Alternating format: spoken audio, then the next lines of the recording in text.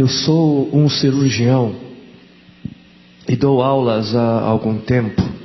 E por 13 anos vivi em companhia de cadáveres e durante a minha carreira estudei anatomia a fundo.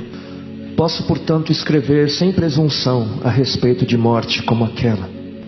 Jesus entrou em agonia no Getsemane e seu suor tornou-se como gotas de sangue a escorrer pela terra. O único evangelista que relata o fato é um médico, Lucas, e o faz com a precisão de um clínico.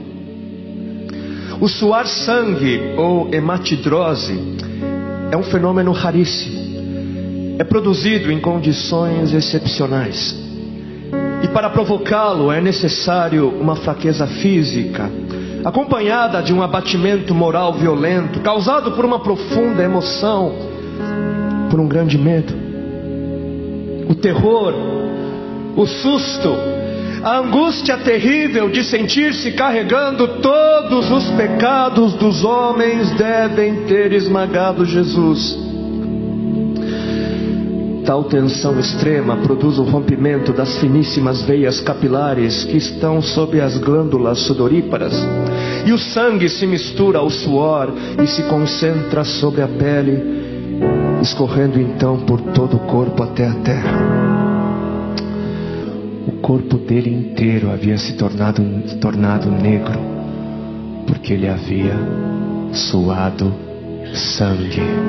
Só para os irmãos entenderem qual é o estado de espírito que leva alguém a suar sangue.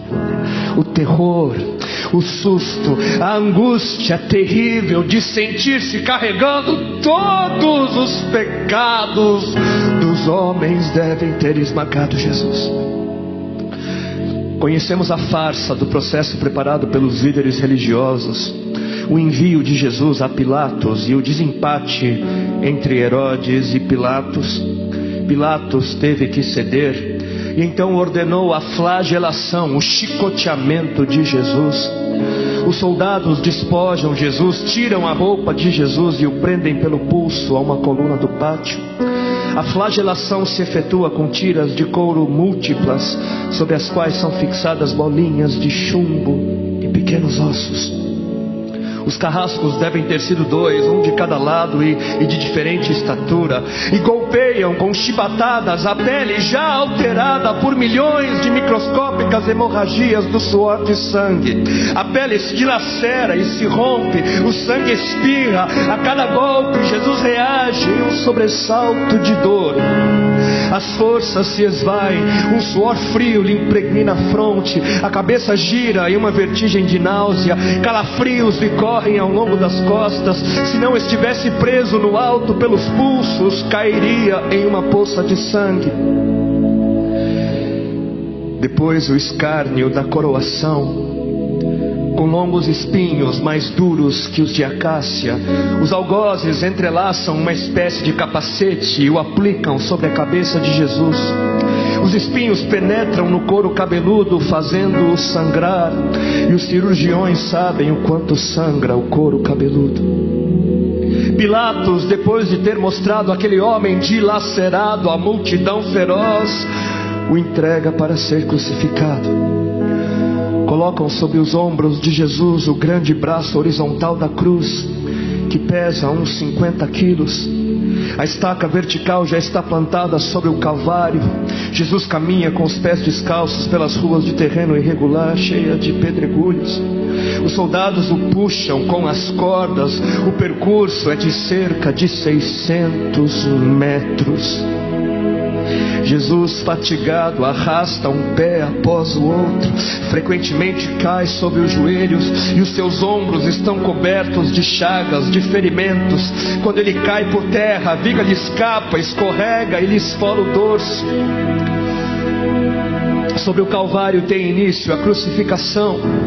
Os carrascos despojam o condenado, tiram a roupa do condenado, mas a sua túnica está colada nas chagas, nos ferimentos, e tirá-la produz dor atroz. Quem já tirou uma atadura de gás e de uma grande ferida percebe do que se trata. Cada fio do tecido adere, cola a carne viva, e ao levarem a túnica se laceram as terminações nervosas postas em descoberto pelas chagas. Os carrascos dão um puxão violento e há um risco de toda aquela dor provocar uma síncope.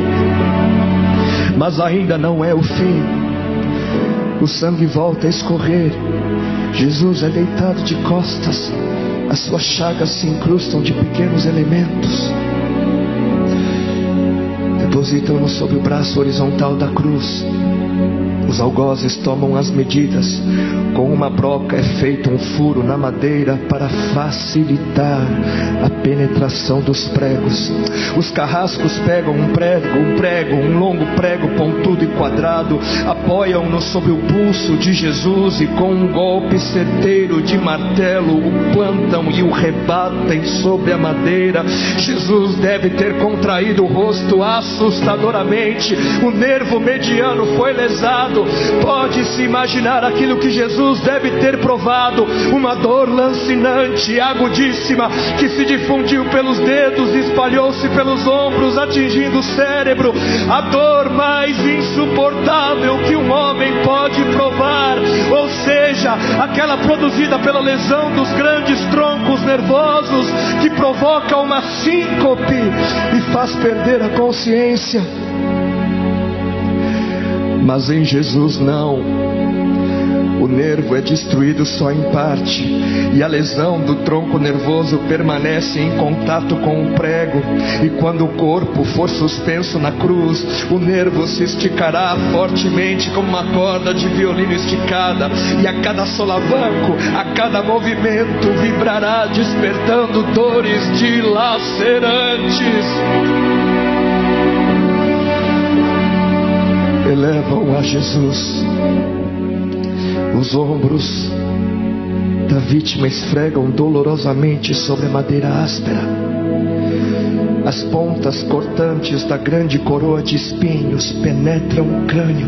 A cabeça de Jesus inclina-se para a frente, uma vez que o diâmetro da coroa o impede de apoiar-se na madeira. Cada vez que o mártir levanta a cabeça, recomeçam pontadas agudas de dor. Pregam-lhe os pés.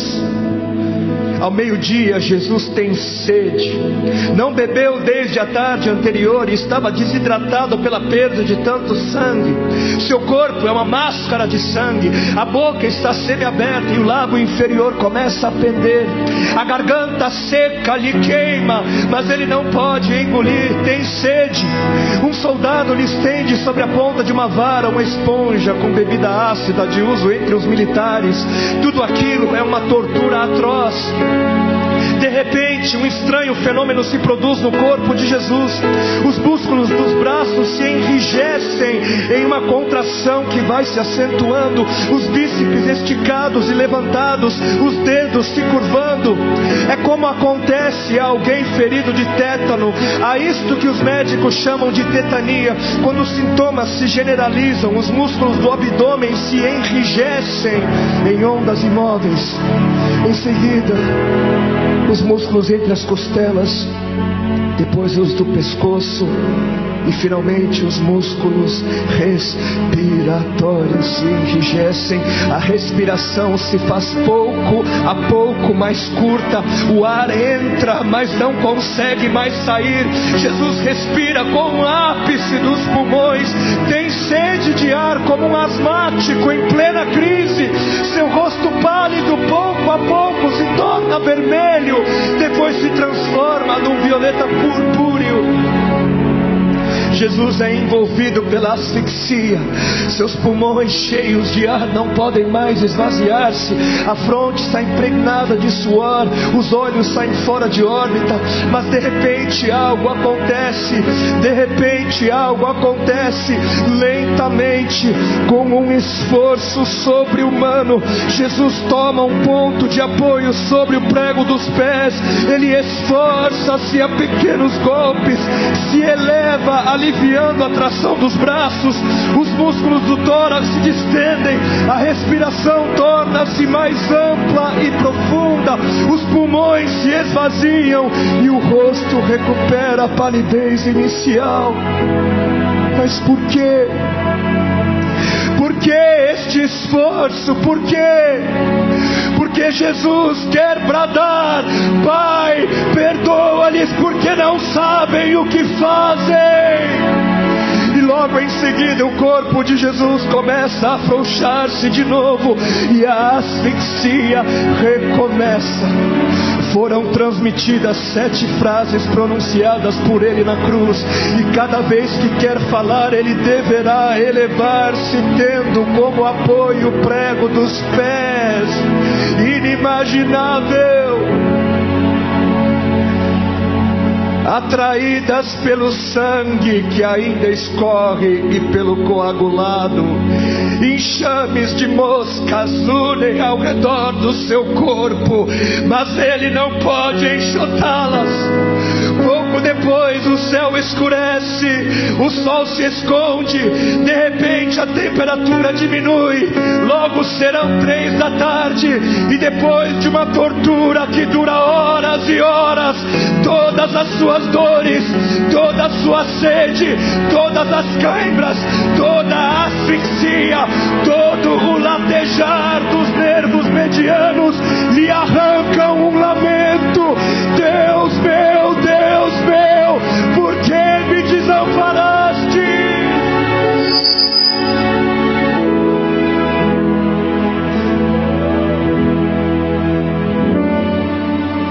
Jesus grita: está consumado!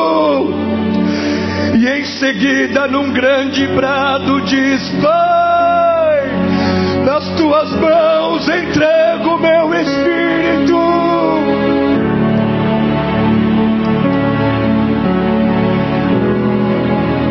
E morreu no meu lugar, e no céu